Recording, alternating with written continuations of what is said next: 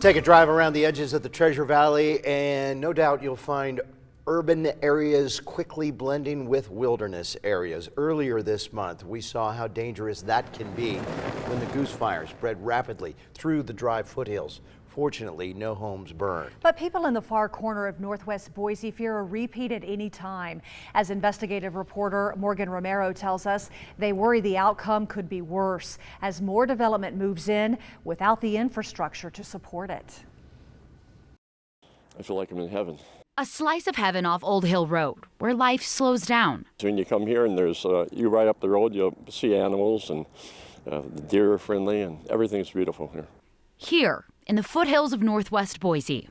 God blessed me putting me here, but I also knew there would be a danger, and the only danger I really see is fire.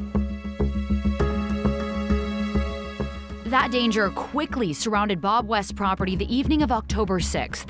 The Goose Fire torched 441 acres in the foothills, forcing West to evacuate his home of 45 years. We're standing on a fire break. It didn't burn, and it slowed the fire down. Some of West's neighbors down the hill, including Richard Llewellyn, stayed to protect their houses. So I think there were 3 that were in very imminent danger and likely would have gone had we not kind of been able to stop it ourselves. Llewellyn and his neighbors say they were protecting their homes for about 30 minutes before firefighters got to them. That's because dozens of crews from across the Treasure Valley first prioritized saving lives and property in the Eagle foothills, where the fire started. We sent our closest units to that fire, so we took off and went to their location. And then as it spread into Boise, we were then responding more units, but they're from further away. Goose Fire did illustrate how challenging this can be in the wild and urban interface. If you look at that evening, what drove that fire was wind. It threatened dozens of homes and challenged stretch resources.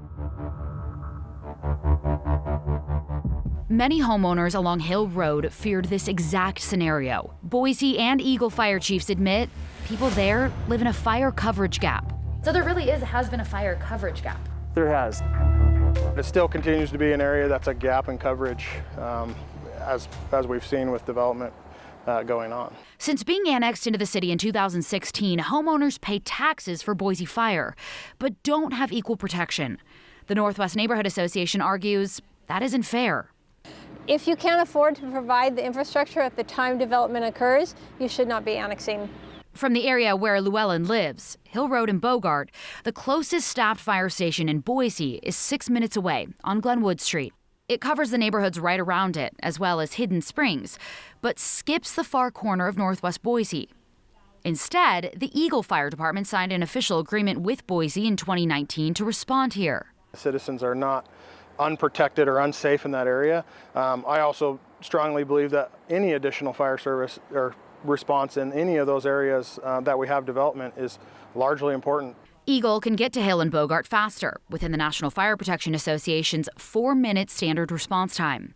That station's response area also includes Avamore and Dry Creek, large developments along Highway 55. Eagle Fire Chief Tyler Lewis wants to move that station further north in the next few years to better serve Eagle. It's all challenging to be able to keep up with that growth and have the appropriate stations in the appropriate place all at the same time. The fire coverage issue in northwest Boise dates back 30 years. The city said back then a station was needed as urban began blending with wildland. Boise bought property on Pierce Park Lane to build a station a decade ago. Today, nothing.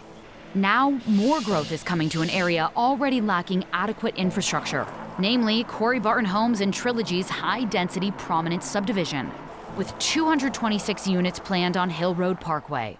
It's very easy these days for a wildland urban interface fire to turn into an urban fire, where entire subdivisions are demolished to the ground. We've seen it over and over in California. We've seen it happen in Oregon. It's something that cities aren't learning their lesson. Neighbors say this highlights a bigger problem in the Treasure Valley, where cities are slow to build infrastructure while they grow quickly. We really have an issue now out here in the northwest neighborhood. As we continue to turn farmland into subdivisions and higher density developments, when is that fire infrastructure going to catch up with us? Because if it doesn't, there can be, it's dangerous. It really is. City Council did require a condition to prominence. Construction on a fire station needs to start before apartments go in. That brings us to this. Boise Fire announced in late October it's asking for approval to build a fire station on Bogart Lane and State Street to cover Northwest. We recognize the need. I've recognized the need since I got here. Certainly the mayor had a priority to make this happen. So we went to work right away. If approved, construction would start in 2023. The folks that are in that Northwest community are being served, and they're being served adequately, but we want to serve them to our standards and to our level as far as the city goes. Understanding it does take time to build a fire station, and I think they understand that too, but what they've wanted to see is progress, and certainly they've deserved that. Until then, homeowners fear flames in the foothills again, threatening their homes, and soon, hundreds more.